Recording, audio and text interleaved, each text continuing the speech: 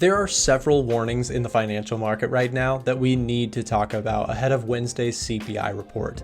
So many things are flashing warning signals that traders need to be aware of. So let's go through them together right now.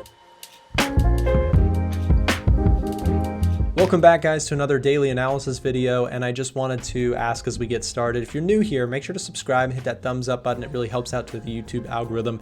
If you do hit the thumbs up button, it also tells YouTube to send you more of my content, which if you like it, why not? With this said, I want to go through just some of these signals here that we are getting in financial markets. It's some scary stuff, and I don't mean to try and, I'm not trying to fear monger or anything like that, but you freak me out, man.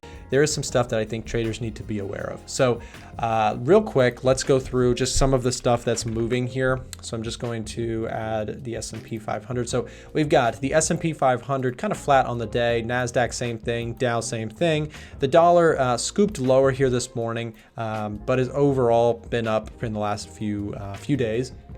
Euro is up, pound is up, gold is slightly off of its highs, but still rocketed higher in the early portions of this week's trading. And oil, despite jumping down, has rebounded. So let's talk about some of these big signals, and most of them are purely just looking at the performance of some key assets in question. So let's take a look. Okay, so the first obvious signal we need to talk about is look at gold.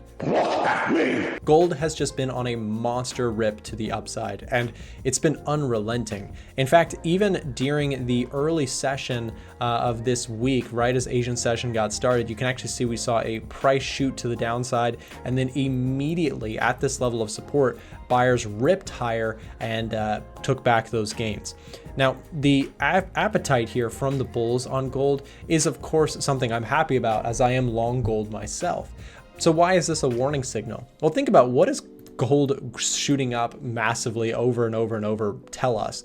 It tells us investors might be a little bit concerned about something going on in the world, perhaps geopolitics, perhaps central banks and economic slowdown kind of all coming together, right? Central banks cutting interest rates around the world. Perhaps they see a slowdown in the economy coming. Regardless of exactly why, the point is gold is shooting up. And when gold is going up like a straight line like this, it is a concern for investors. The next big concern is oil. Check this out. Oil is also making substantial gains, and it's also another trade that I am in. I'll show you my current positions here. So if I just zoom up here, this is my gold and oil trades, which are just massive trades for me. I wish all my trades looked like this. They do not, and full transparency, I also have some losers that I'm dealing with that I'll show you later on in the video. But what I want to point out here is same thing. Look at this. Price came shooting down in the early Asian session this week.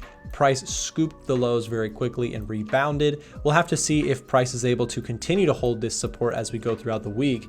But with CPI on Wednesday, oil prices shooting up, this is concerning, right? Because why? Why is this concerning for this week? Well, if oil prices are rising, it generally can be inflationary to all other areas. If energy prices cost more for companies, those costs get passed to the consumer, aka prices go up, inflation goes up. Inflation going up, Fed's not going to be too happy with that, and that could actually lead to rate cuts getting postponed further. That is a scary situation, especially when the economy has shown some signs of slowing down. If inflation is sticky and the economy continues to slow, that is an environment in which commodities look really attractive. And the third red flag that I need to show you guys about financial markets is that this is the 10-year government note yield. Now, what this chart shows you is the current yield being offered by the market to purchase 10-year notes. Now, that means you're basically just giving your money to the government, and you get a collectible 4.42% per year.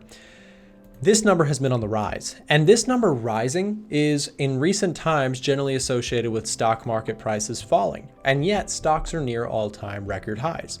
So when we saw this happening in November, it looked really promising. In fact, I was very bullish the market during this time because inflation was expected to continue to roll over and pretty much die off, and we could see interest rate cuts. But the problem is economic data continued to stay strong, and overall with that jobs data on Friday, things are looking sticky for this inflation story, and that is why the yield is going up. Bond market participants are saying, well, the economy is strong, you got to pay us more in yield to buy those bonds because we think that inflation is going to erode some of our gains that we're going to make on bonds. Hopefully that makes sense, but real quick, I'll show you how it does work. Okay, so let's say you go take a look at the bond market, and the market is expecting about a 2% average inflation rate over the next 10 years. In that case, your real return when considering 4% gains from the bond, if that's what's currently being offered, and 2% inflation, your expected outcome is you're going to make net 2% even after inflation per year, which obviously is very little. But again, when you're a giant bank and you have $1 bajillion to put in, 2% is not bad. But what if you take out some of these variables? You take out this 2% inflation, and what if the market's saying the economy's hot, inflation's going to be more like 3%? Suddenly you're only getting 1%, which looks a lot less attractive to bond investors. So what do? They say, nah, we need this rate, this interest rate that you're going to pay us. It needs to be higher. It needs to be more like 4.5% so we can at least get like 1.5. This is basically how bonds work. And so what we're seeing is that this rate is going up. That means bond market participants think inflation is going to be sticky and persistent. So all of these things said, this is why I'm a little bit concerned when I take a look at the S&P 500 near all-time record highs. Now, am I going to short this market? No, I don't like to short the S&P. I find it to be the hardest trade in the book. That being said, though, I do think it's worthwhile just saying, let's wait for this thing to correct. Let's wait for this thing to pull back if you're watching indices. And in the meantime, I'll continue to stay long where it has been working for me, which has been gold, oil, etc. And this week with CPI, we will get our latest round of inflation data out of the United States. You can see, comparatively speaking, if you're a currency trader, you can see Europe is on its way down. It's actually done a better job overall in terms of getting inflation under control recently. Whereas the UK, same thing. It's kind of stagnated, but seems to be going in the right direction. But look at the US. The US came down, it came back up, it's come back down, and now it's kind of flatlined. And with rising oil prices, there's a possibility that we could actually see inflation go up further. If that happens, I'm not sure that it will, but if it does happen, what's concerning here is that could lead to less interest rate cuts than expected this year. Expected right now is like 2 to 3. Well, really, the market thinks 3. I'm talking about the stock market. If you get 2 or 1 or 0, the market, I think, could potentially look a little sketchy. That being said, let's also take a quick look at the commitment of traders data, which shows us the latest filings. This is also giving me extra confidence with my current positions as gold and oil continue to be the most heavily bought proportionally on the list here from the commitment of traders data. So I like to see that.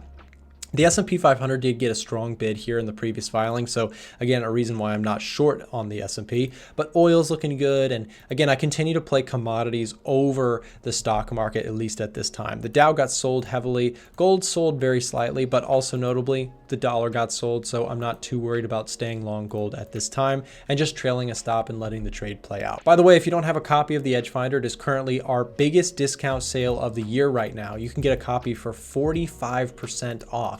If you'd like information about how you can lock in the best price of the entire year, no joke, this is literally the lowest price you can possibly get the Edge Finder for, click the very first link in the description down below. When you click that link, you'll be able to connect directly with someone on our staff about the sale who can give you information about how you can take advantage of the discount. Or if you have questions about the software, please, I encourage you to chat with someone on my team who is trained to answer any technical questions that you might have about the tool. Also, here's a current look at some of my positions in the market. What you can see here is that there's the oil and gold trade, which are going really well, but I also have this TLT position that I'm dealing with.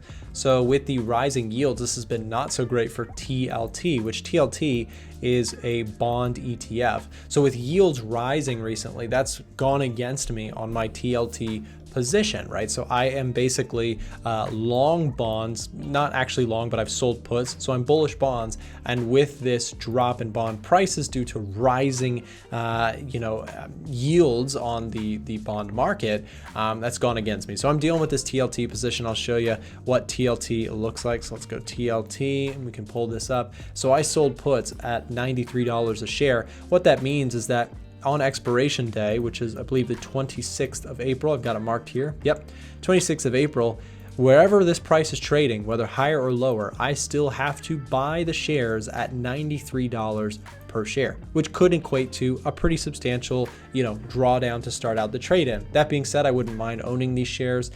So if it does get assigned to me, then I will deal with that. But if price rebounds by that time, I may not need to buy the shares at all, and I'll just collect the full premium that I sold these puts for. And that premium is $1.07 times 1,000 shares. I collected $1,070 for selling this put, but of course I could end up having to buy the shares at a not advantage price, right? So we'll just have to see where this goes, but I don't mind holding it if it does get assigned to me. Also, if you'd like to trade with the broker that I use, WeBull, it is linked down below in the description, and this broker also gives you free shares when you sign up using my referral link. If that's something you're interested in, again, find the link down below in the description. If you're looking to trade FX, or if you're looking to trade CFDs, there are also other brokers that you can find in the description down below that have special sign up perks if you use those referral links. You'll also be supporting my channel if you choose to use them. Thank you very much for watching. If you're someone who watches my channel and you're from outside of the US, I want to tell you quickly about our top broker partner here on the channel,